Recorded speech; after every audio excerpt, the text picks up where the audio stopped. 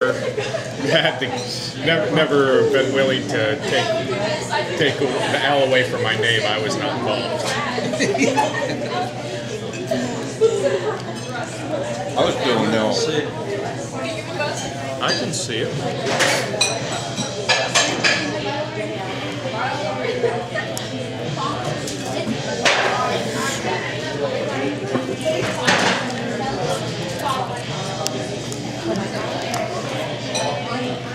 It'll have to do.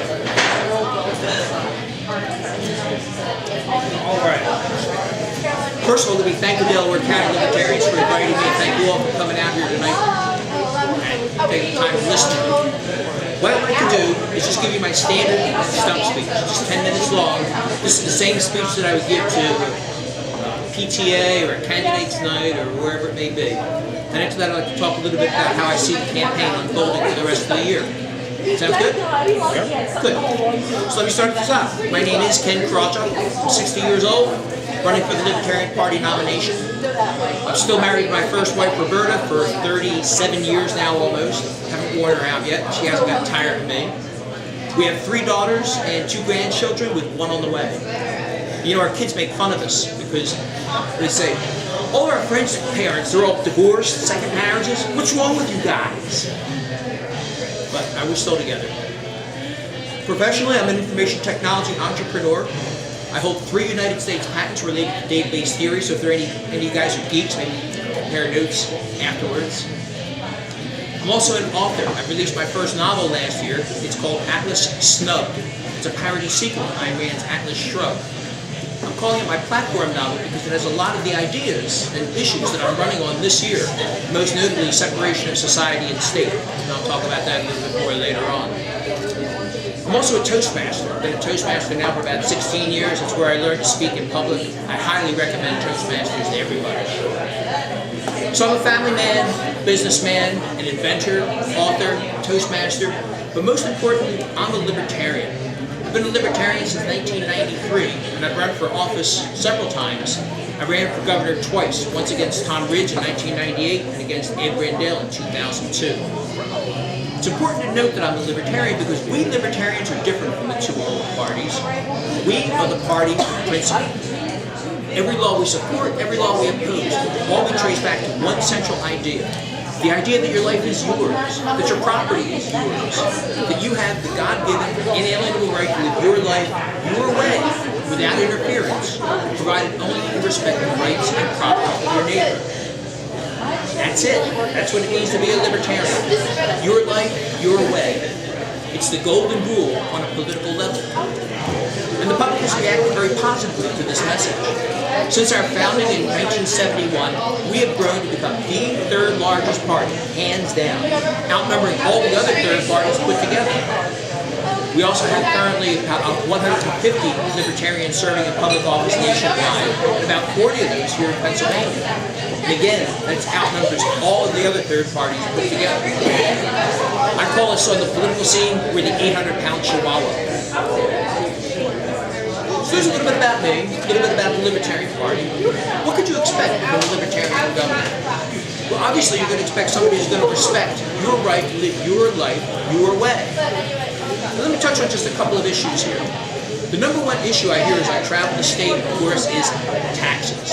Taxes are just way too high.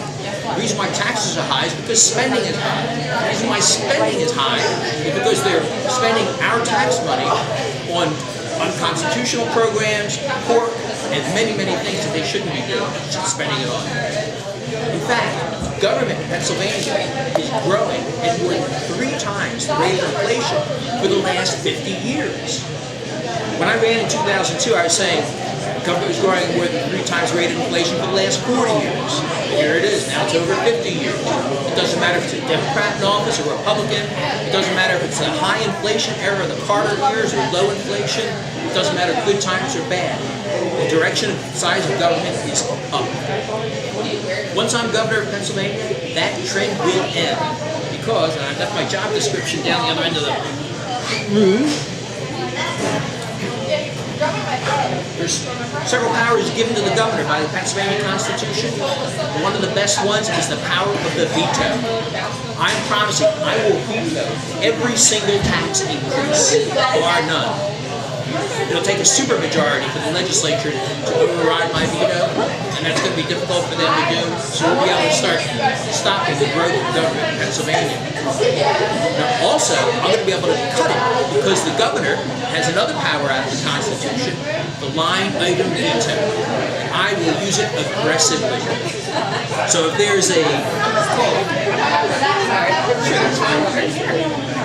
there's something like, let's say, an illegal, unconstitutional database of gun owners, I'll just defund it.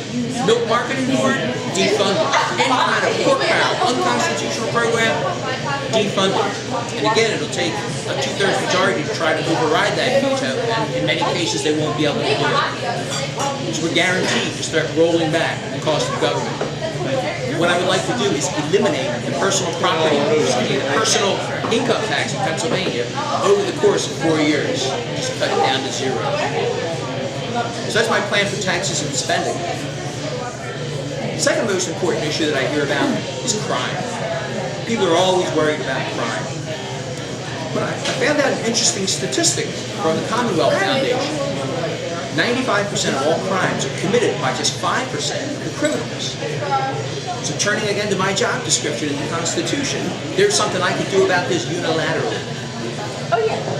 What I'm going to do is I'm going to eliminate parole for violent criminals. I think it's insane to let these guys out of jail, especially once we get them into our convoluted criminal justice system. Since 95% of the crimes are committed by only 5% of the criminals, by keeping them in jail, we're guaranteed to reduce crime. Very simple approach. I'm surprised nobody's used it before. Now, a lot of times when I mention this, people are going to say, "Oh, Ken, where are you going to put all these guys? You're going to build new prisons? It's already 11% of the state budget. You're going to raise our taxes to pay for prisons?" No. Because there are a lot of people in prison right now who don't belong there. I'm talking about non-violent drug offenders. Who thinks a pot smoker belongs in prison? Oh, you can't hear me? Music's still loud. Who thinks? No. Nobody does. In 2002, as I traveled the state, I asked that question at every event that I went to. I talked to thousands of people. Out of those thousands, 38 total think back then thought pot smokers belonged in prison. Well, they don't belong. It's costing $30,000, $40,000 a year to keep them there. And with the prison caps, it's now reached the point where we're releasing murderers and rapists from our overcrowded prisons to make room for pot-smoking Grateful Dead fans. That's insane. Again, using the power granted to the governor by the Constitution, day one, I will initiate proceedings to pardon every single non-violent drug offender. They don't belong in jail. Now, if they dealt drugs to kids, or if they did violence to people, robbed somebody, they're going to stay safely in jail. But if all they were doing was kicking back, smoking a joint, watching The Simpsons, they had to get out of jail free from this government.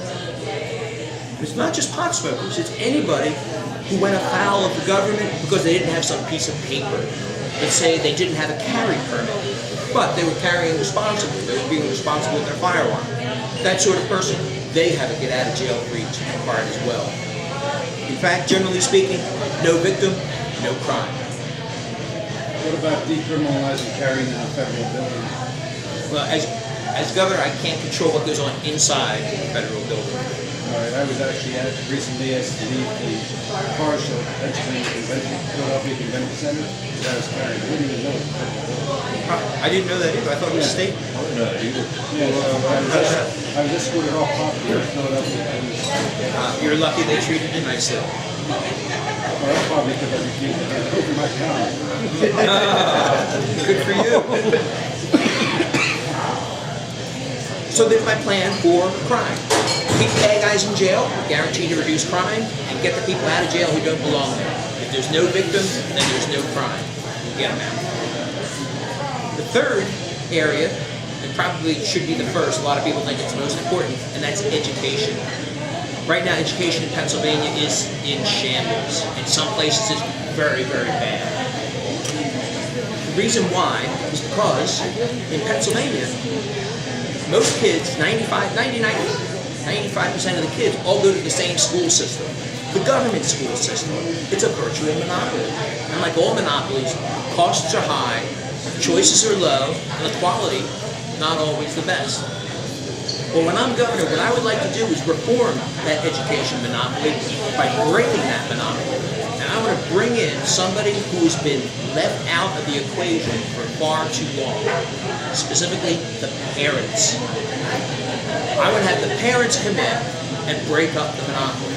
The way it would work is that the parents could choose any government school for their child, and the funding that would have gone to the local school will follow the child to the school of the parents' choice. That way, good schools get more funding and they grow. The poor schools get less funding, and if they put on notice that they don't straighten up, they're going to close down. And if enough people leave, we'll close down the bad school. So without spending another dime on education, we can improve the quality of education.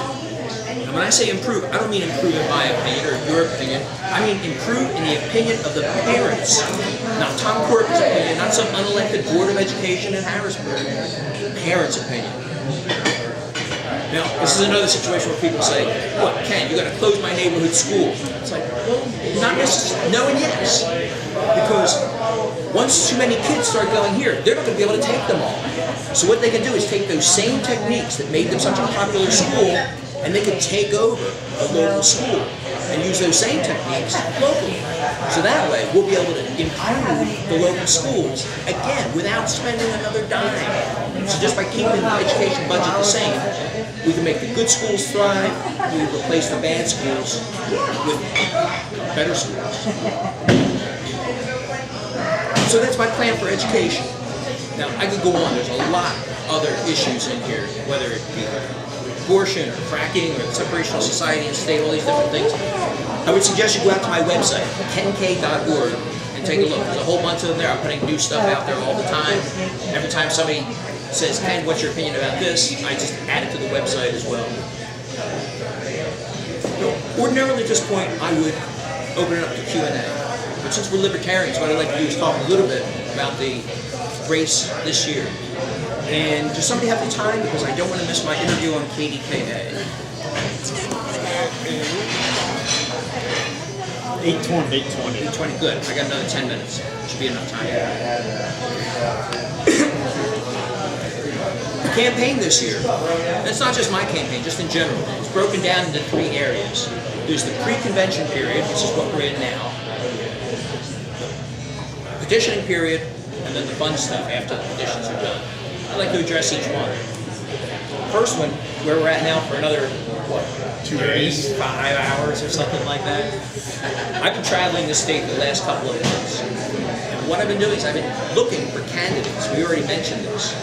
Because one of the most important things that we can do is have candidates on the ballot. The more candidates we have on the ballot, the easier it's going to be to get our statewide candidates on the ballot, the more free press we're going to get. I'm already getting free press, right? In 15 minutes, I got to be on the phone doing an interview. We could do this across the state. And we've already discussed this sitting here at the table.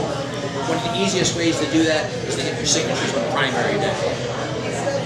So one of my main reasons to be here is to find out who wants to run for state representative.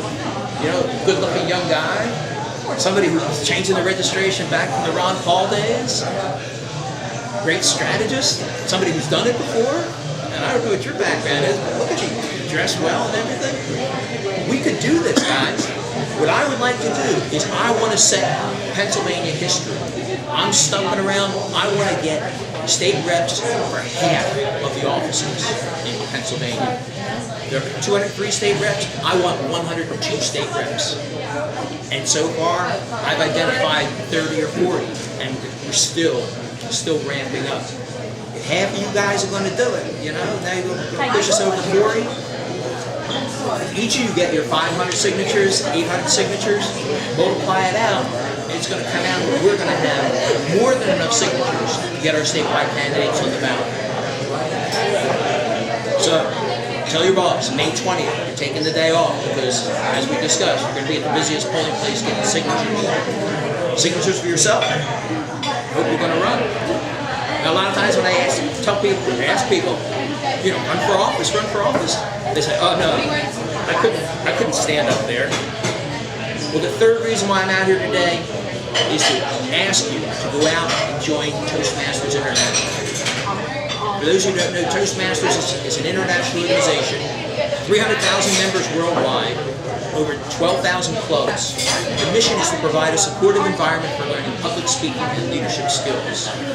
I'm a product of Toastmasters. I used to be scared to death to stand up in front of people. I remember once I went to a town meeting to talk to my congressman about the space program. I'm a big space buff. And halfway through my question, I had an asthma attack, and I couldn't do it. But now, I can talk, I address crowds of thousands. I'm actually a paid professional speaker now. And I know people who pay me to shut up. Toastmasters. Join Toastmasters. There are clubs all over the place. There's one right here in Media that meets twice a month. You can come to our Libertarian Club. We meet in Krawchuk twice a month. Dave John is a charter member of our Toastmasters Club. So those are the three things I'm here for. Find out who's going to run for state rep.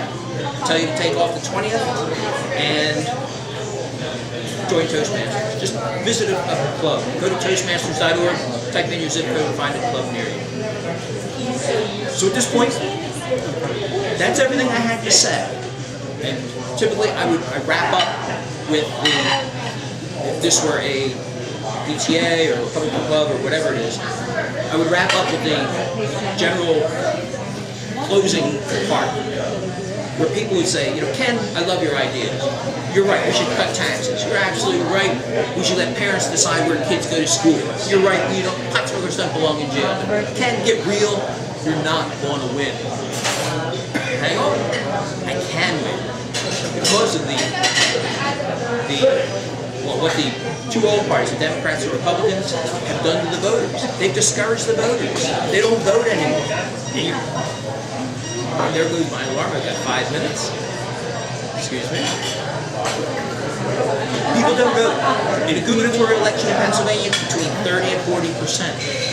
If you crunch the numbers, you find out that all it takes to win in a competitive three-way race, and this year is going to be a competitive race, all it takes is to attract the vote of 1 out of 8 voting age Pennsylvanians. 1 out of 8 is all it takes. So if you go into a room and there are 8 people there and you say, yeah, pot smokers don't belong in prison, yeah, parents should decide where kids go to school. If 7 of them laugh at you and 1 of them says, good idea, Ken, that's all it takes. And we're focusing on that 1 in 8, especially among the young.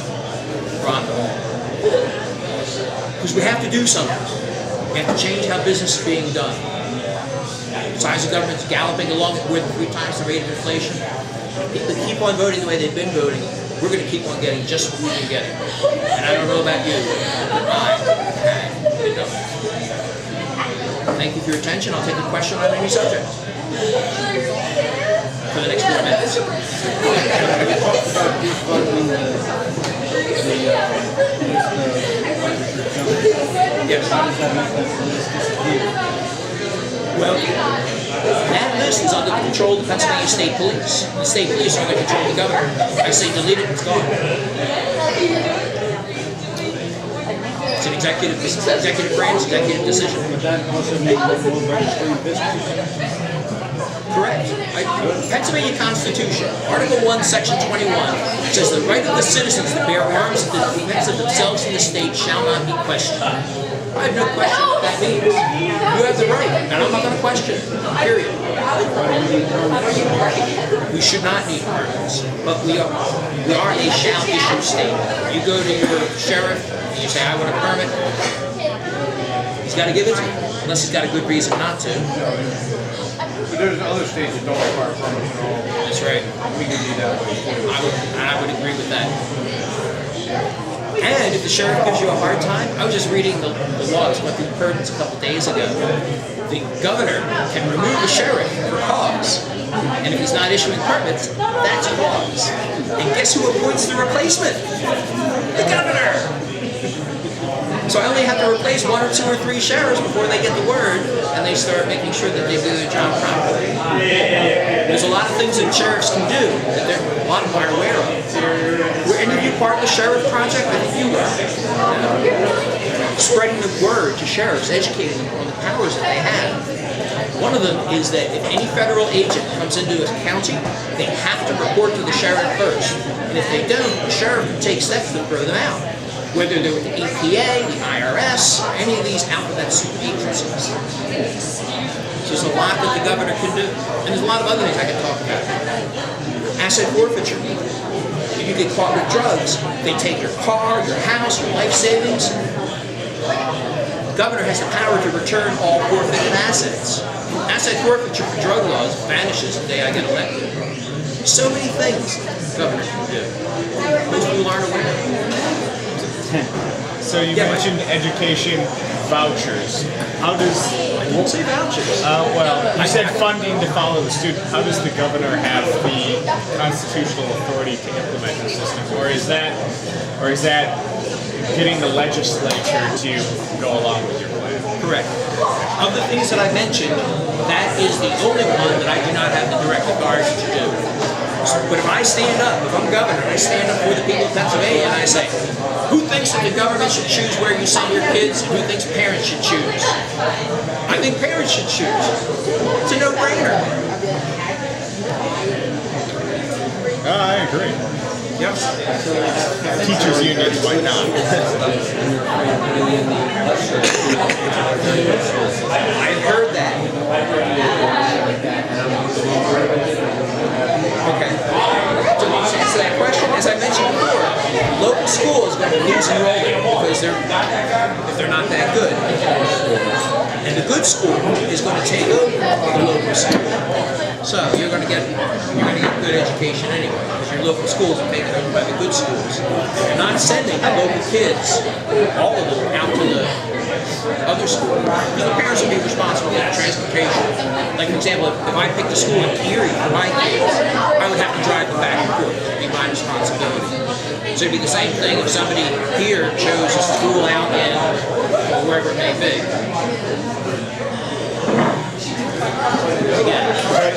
I better make your call. I'm going to have to stop. I will be back. Are you guys going to be here for a bit? Sorry? 10 minutes. That's a live radio. It's a KYW in Pittsburgh.